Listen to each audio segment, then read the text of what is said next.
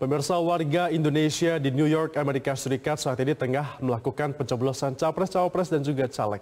Ada sekitar 43.000 warga Indonesia yang terdaftar dalam DPT Amerika Serikat. Kedua terbesar berada di wilayah New York. Dan untuk melihat situasi kemeriahan pesta demokrasi, ada jurnalis VOA Randy Wicaksana di TPS Queens, New York. Selamat pagi waktu Indonesia. Randy, bagaimana situasi pencoblosan di sana? Selamat sore atau selamat petang waktu New York, Amerika Serikat, General juga Febrian dan pemirsa Metro TV. Pada situasinya, saya kasih lihat langsung ya. Jadi makin sore ternyata makin ramai. Dan di sebelah kanan saya sini, ini warga Indonesia yang lagi ngantri, menunggu giliran untuk mencoblos. Nah, ada semuanya ya. Nah, kalau sebelah kiri sini, sudah saya mengantri. Di sini nanti untuk diverifikasi dan kemudian mengambil surat suara. Di bilik-bilik sebelah sana, tempat mencoblosnya. Ada 5 TPS yang disediakan di kawasan Queens, New York ini, dan ada 11.000 DPT yang terdaftar. Untuk New York City sendiri ada sekitar 5.000.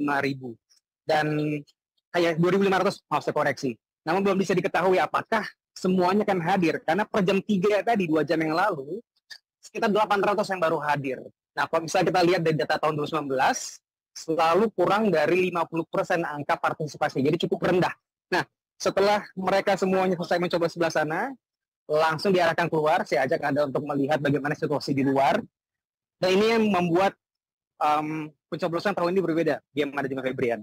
Jadi pencoblosan pada tahun ini tidak dilakukan di KJRI, namun di sebuah hall yang berada tepat di sini, tempat orang-orang kemudian langsung selfie dengan pemandangan Manhattan. Jadi sangat Instagramable ya, cocok dengan para voters milenial dan Gen Z yang memang selesai mencoblos kemudian langsung menunjukkan jari kelingking mereka sudah berwarna ungu untuk selfie bersama dan diupload ke Instagram mereka masing-masing. Jadi ini sebuah upaya dari PPLN KJRI New York untuk kemudian membuat partisipasi lebih meningkat, karena memang setiap pemilu sebelumnya angka partisipasinya hanya di kisaran 41% saja. Tahun ini targetnya 50%. Apakah mencapai target tersebut?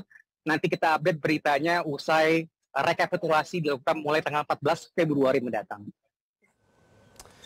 Iya Randy, kalau targetnya meningkat nanti sampai dengan 50%, lalu sebenarnya secara garis besar, apa perbedaan ketika mencoblos di Amerika Serikat dengan mencoblos di Indonesia? Perbedaan yang paling signifikan, Febrian, tentunya tidak banyak TPS seperti kalau misalnya Febrian, kalau misalnya nanti tanggal 14, mungkin keluar kantor atau keluar rumah sudah banyak TPS yang tersedia ya. Ada kelurahan, ada kecamatan yang memang mengatur masyarakat untuk bisa terdata dengan rapi. Nah, ada challenge yang besar di sini karena memang jumlah diaspora yang tidak kecil dan mereka jumlahnya cenderung sporadis, tersebar tidak berada di satu wilayah. Di New York beruntung memang ada konsentrasi Indonesia yang cukup besar di sini, utamanya di Queens. Namun ada challenge berikutnya, yakni pindah-pindah alamat, kemudian perpanjang paspor, kemudian ganti data paspornya lagi. Jadi ada metode atau mekanisme pencoblosan yang cukup berbeda dengan tanah air, yakni lewat pos. Dan ini biasanya digunakan oleh para diaspora yang tepat tinggalnya jauh dari lokasi TPS, misalnya di daerah-daerah yang jauh dari kawasan urban atau tidak ada keberadaan KJRI di tempatnya. Selain itu, PPLN juga mengadakan kotak suara keliling. Jadi tidak hanya di New York, namun 2 hari kemarin ada kotak suara keliling yang dihadirkan di kawasan Dover, New Hampshire misalnya, dan juga di Philadelphia yang memang konsentrasi warga Indonesia cukup jamak di sana. Iya Randy, kan tadi dikatakan bahwa memang New York merupakan salah satu daerah yang banyak diaspora di Indonesia di sana ya. Tapi mengapa tingkat partisipasinya rendah di sana ketika ada pemilu? Betul, jadi untuk New York sendiri, meskipun angkanya lebih dari 11.000 ya, Bella, tapi hanya 2.500 DPT yang terdaftar di New York City. Sisanya ini di 12 negara bagian di luar New York.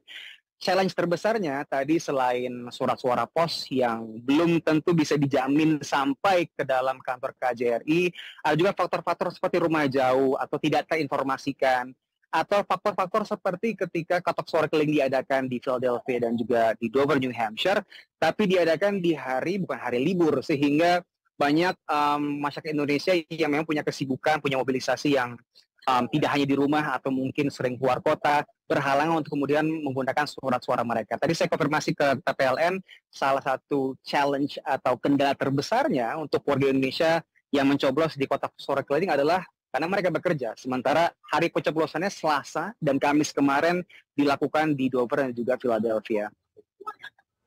Randy, dengan berbagai challenge yang tadi sudah Anda katakan di Amerika Serikat pada pemilu 2024 ini khususnya, seperti apa sebenarnya sosialisasi dari pemerintah Indonesia untuk dapat meningkatkan partisipasi di sana?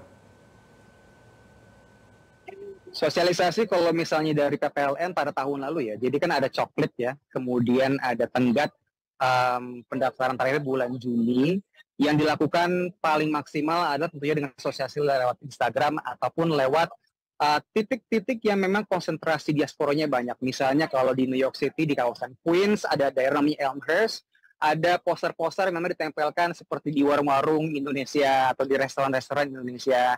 Namun tentunya ini upaya yang belum tentu bisa menjangkau secara maksimal, karena banyak faktor lain atau variabel lain yang di luar dugaan. Misalnya banyak mahasiswa yang keluar masuk New York, belum lagi orang-orang yang pindah, kemudian menikah, ganti alamat, belum lagi orang-orang yang harus perpanjang paspor. Tadi ada beberapa kasus yang saya dengar di sini, orang yang sudah terdaftar di DPT, namun ada masalah untuk kemudian diverifikasi datanya karena di tengah-tengah masa menjelang pencoblosan perpanjang paspor sehingga nomor paspor berbeda. Jadi banyak tantangan di lapangan yang kemudian juga harus dihadapi secara impromptu begitu, Febrian.